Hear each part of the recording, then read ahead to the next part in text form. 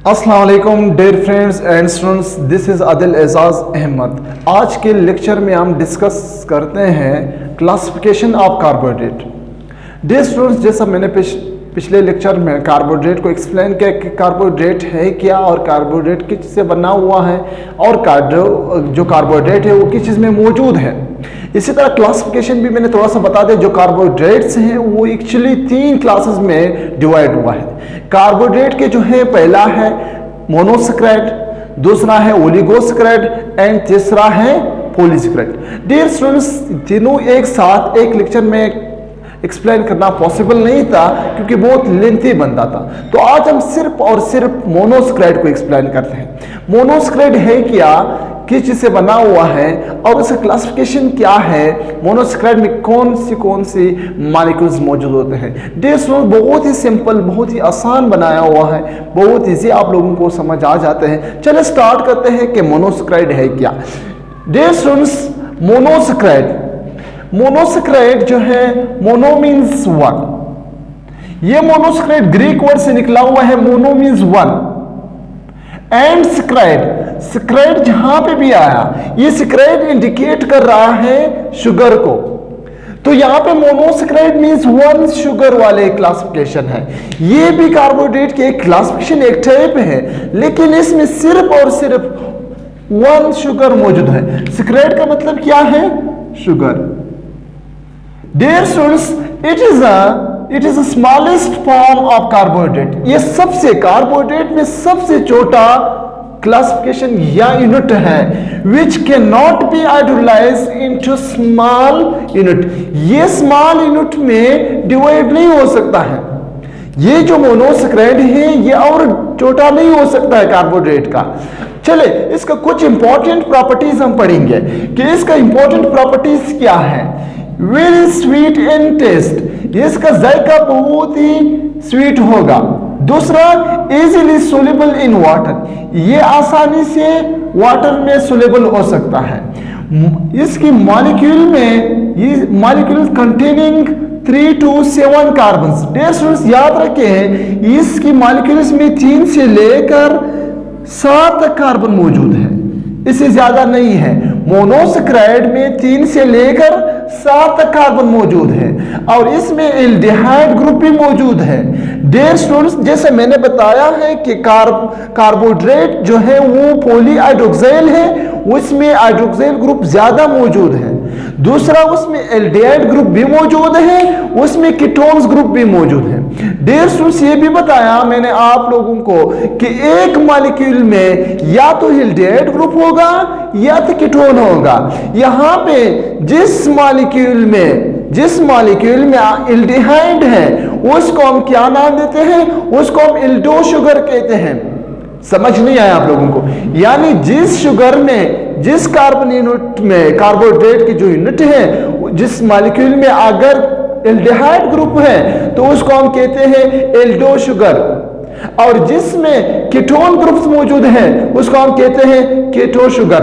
अगर कोई पूछे कि एल्डियो शुगर और कीटो शुगर में क्या डिफरेंस है, तो आप डेफिनेटली बता सकता है कि जो एल्डो शुगर है उसमें एल्डिहाइड ग्रुप है और जो कीटो शुगर है उसमें कीटोन ग्रुप मौजूद होता है। ये कीटोन्स ग्रुप और एल्डिहाइड ग्रुप दोनों क्या है? फंक्शनल ग्रुप है। ये जैसे मैंने पिछले लेक्चर में बताया कि जैसे एल्डिहाइड है, एल्डिहाइड का जनरल फार्मूला इस तरह है कि एक साइड पे अल्काइल ग्रुप है, दूसरे साइड पे ये यहां पे हाइड्रोजन मौजूद है। ये एल्डिहाइड का सिंपल फार्मूला है। एक साइड पे लॉन्ग चेन मौजूद है, दूसरे साइड पे यहां पे ऑक्सीजन मौजूद है। यहां पे जो कीटोन्स का है वो दोनों साइड पे क्या चीज मौजूद है?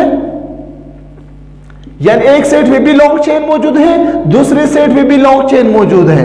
ये दोनों फंक्शनल ग्रुप है। डियर स्टूडेंट, अगर आप लोगों ने फंक्शनल ग्रुप नहीं पढ़ा है तो लाजमी फंक्शनल ग्रुप एक बार पढ़े कि फंक्शनल ग्रुप है क्या, क्योंकि इसमें भी मैंने एक डिटेल लेक्चर बनाया हुआ है। तो ये सिंपल कुछ इंपॉर्टेंट प्रॉपर्टीज थे। अब हम क्या चीज, बहुत इंपॉर्टेंट चीज पर बता रहा हूं। इस टेबल में जो मैंने लिखा है बहुत इंपॉर्टेंट है। डियर स्टूडेंट्स, इसमें मैंने पहले कहा कि मोनोसैकेराइड में 3 से लेकर 7 तक कार्बन मौजूद है, इससे ज्यादा नहीं है।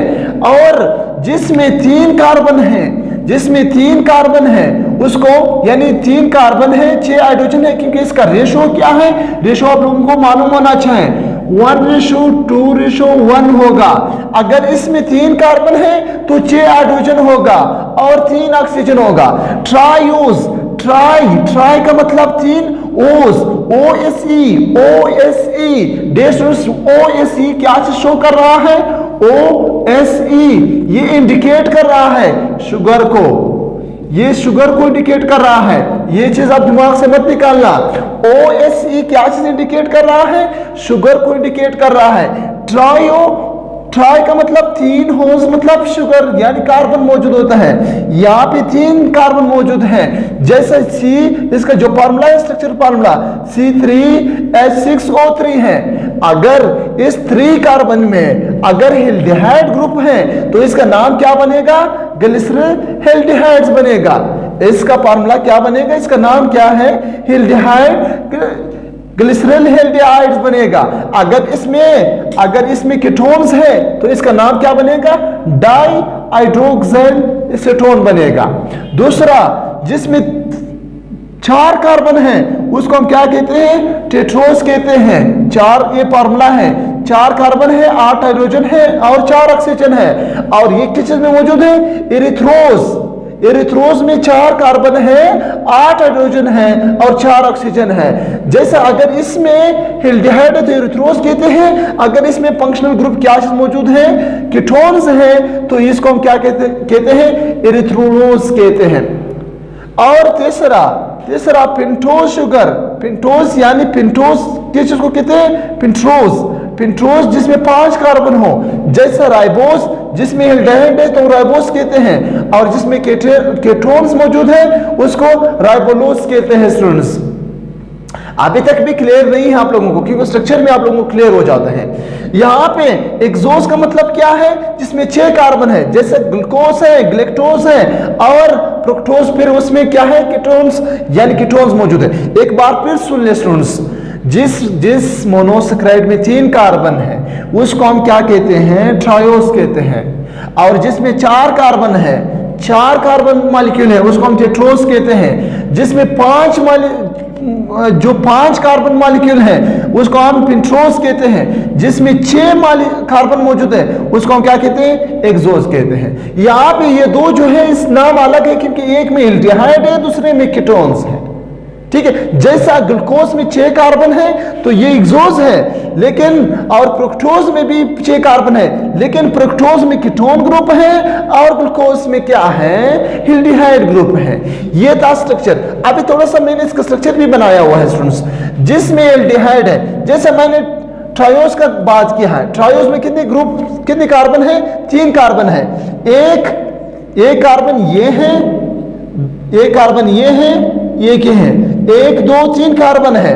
यहाँ पे ऊपर में क्या है, इस जगह पे एल्डिहाइड अटैच है, पहले कार्बन के साथ एल्डिहाइड मौजूद है, तो इसका नाम क्या है, ट्रायोस तो है, 3 कार्बन तो मौजूद है, इसमें 3 कार्बन मौजूद है, लेकिन इसमें एल्डिहाइड ग्रुप मौजूद है, तो इसका नाम क्या बनेगा, ग्लिसरॉल एल्डिहाइड्स बनेगा।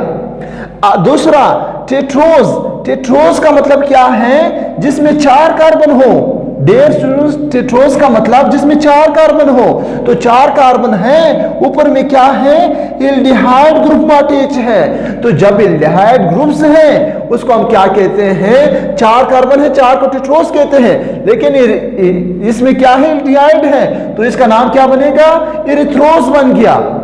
ये भी क्लियर हुआ, एरिथ्रोस बन गया। और दूसरा पेंट्रोस जो है, पेंट्रोस का मतलब क्या है, जिसमें 5 कार्बन हो। पेंट्रोस का मतलब जिसमें 5 कार्बन हो, इसका फार्मूला भी मैंने साथ लिखा है। 5 कार्बन जिसमें मौजूद है उसको हम पेंट्रोस कहते हैं, और इसमें एल्डिहाइड ग्रुप मौजूद है, तो इसका नाम क्या बनेगा, इसका नाम बनेगा राइबोस। इसका क्या नाम बनेगा, राइबोस नाम बनेगा, राइबोस नाम बनेगा। इसी तरह जिसमें 6 कार्बन हो उसको हम क्या कहते हैं, एक्सोस। एक ग्लूकोज है, एक ग्लूकोज है।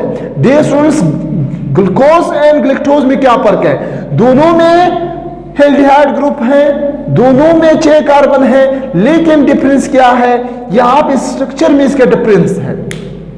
देखिए डियर स्टूडेंट्स, ये पार्ट जो है ग्लूकोज का है, ये स्ट्रक्चर किस चीज का है, ग्लूकोज का है, और ये स्ट्रक्चर किस चीज का है, गैलेक्टोज का है, ये गैलेक्टोज का है।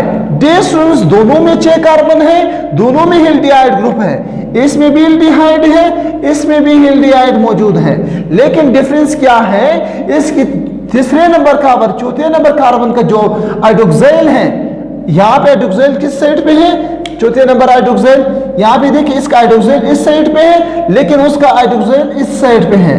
देखिए यहाँ पे जो है राइट साइड पे है और यहाँ पे लेफ्ट साइड पे है, तो सिर्फ डिफरेंस यहाँ पे ये है, ये ग्लूकोज है, ये गैलेक्टोज है। ग्लूकोज गैलेक्टोज दोनों एक है, दोनों का फार्मूला सेम है, दोनों में फंक्शनल ग्रुप सेम है, लेकिन उसमें क्या है, हाइड्रोक्साइल यानी उस स्ट्रक्चर डिफरेंसेस है, उसको हम कहते हैं आइसोमर्स।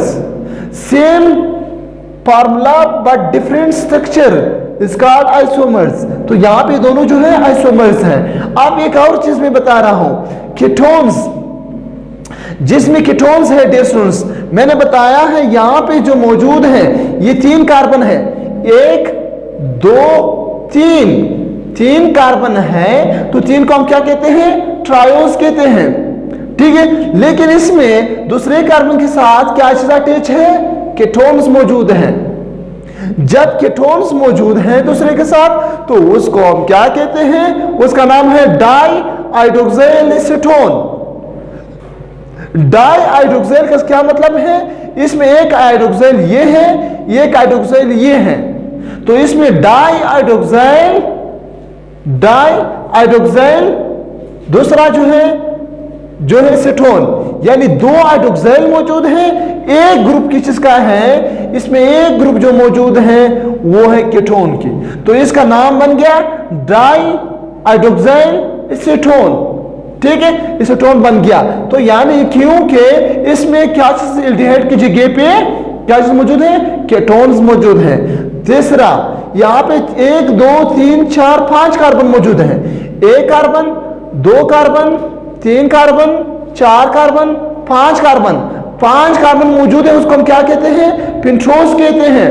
5 कार्बन तो है, लेकिन इसमें दूसरे कार्बन में क्या मौजूद है, कीटोन्स मौजूद है, एल्डिहाइड नहीं है, कीटोन्स मौजूद है। जब कीटोन्स मौजूद है तो इस 5 कार्बन वाले मॉलिक्यूल को क्या कहते हैं, इसको हम कहते हैं राइबोलोज। अगर 5 कार्बन में कीटोन की जगह पे एल्डिहाइड मौजूद है तो फिर उसको हम क्या कहते हैं, उसको हम कहते हैं राइबोज कहते हैं, राइबोज शुगर कहते हैं। एक तीसरा जो है, एक मैंने बता दिया डाई हाइड्रोक्साइल एसीटोन्स, दूसरा राइबोलोज है, ये दूसरा है। तीसरा क्या है, तीसरा जो है यहां पे 1 carbon 2 carbon 3 carbon 4 carbon 5 and 6 carbon, 6 carbon है तो उसको हम क्या कहते हैं, एक्सोस कहते हैं। 6 कार्बन है लेकिन दूसरे कार्बन के साथ क्या मौजूद है, कीटोन मौजूद है। जब कीटोन मौजूद है तो इसका क्या नाम बनेगा, फ्रुक्टोज बनेगा। एक बार फिर डियर स्टूडेंट्स हम रिव्यू करते हैं क्योंकि ये टॉपिक बहुत इंपॉर्टेंट है, बहुत इंपॉर्टेंट है। डियर स्टूडेंट्स, मोनोसैकेराइड का मतलब क्या है, मोनोसैकेराइड का मतलब ये है कि जिसमें सिर्फ और सिर्फ एक ही शुगर मौजूद होता है, एक ही यूनिट होता है। इसमें जब होता है या तो ट्रायोज होगा, या तो पेंट्रोज होगा, या तो टेट्रोज होगा, या तो हेक्सोज होगा। इस तरह 2 कंबाइन नहीं होता है इसमें। मोनोसैकेराइड खुद क्लास ग्रुप है कार्बोहाइड्रेट के, सबसे छोटा ग्रुप है। इसमें सिर्फ और सिर्फ जो है 3 से लेकर 7 कार्बन तक मौजूद है। इसमें 3 से 7 तक कार्बन मौजूद है, इससे ज्यादा कार्बन इसमें नहीं है।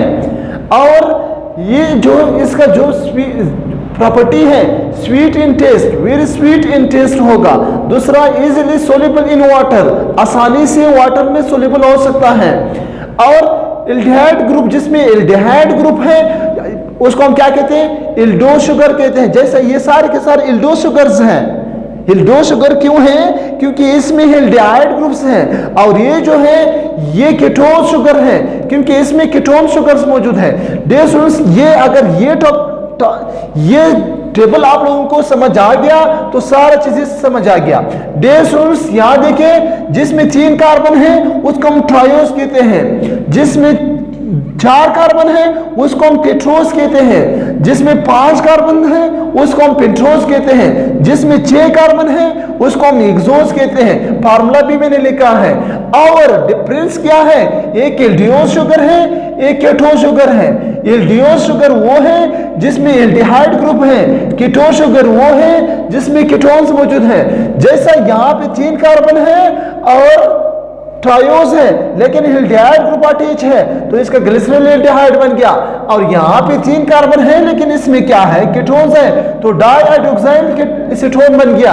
इसी तरह टेट्रोस है तो एरिथ्रोस है क्योंकि इसमें एल्डिहाइड है, और यहाँ पे एरिथ्रोलोज बन गया क्योंकि इसमें कीटोन ग्रुप मौजूद है। यहाँ पे 5 कार्बन है, राइबोस है एल्डिहाइड ग्रुप के साथ, और यहाँ पे राइबोलोज है और इसमें क्या है, एल्डिहाइड की जगह पे कीटोन्स मौजूद है।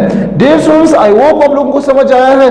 लास्ट में अगर आपको किसी भी जगह पे प्रॉब्लम है, किसी भी जगह पे कोई ऑब्स्टिकल है, कोई प्रॉब्लम है, कोई हर्डल्स आप फेस कर रहा है, आपको समझ नहीं आ रहा, तो लाजमी कमेंट बॉक्स में मुझे मैसेज करें, मुझे बताया है कि किस जगह पे प्रॉब्लम है, आप लोगों को मैं लाजमी आप लोगों के साथ शेयर करूंगा। आई होप ये बहुत ही सिंपल, बहुत इंपॉर्टेंट भी है, तो हमें दुआओं में याद रखना, अपना ख्याल रखें और उसका भी ख्याल रखें जिसका कोई ख्याल नहीं।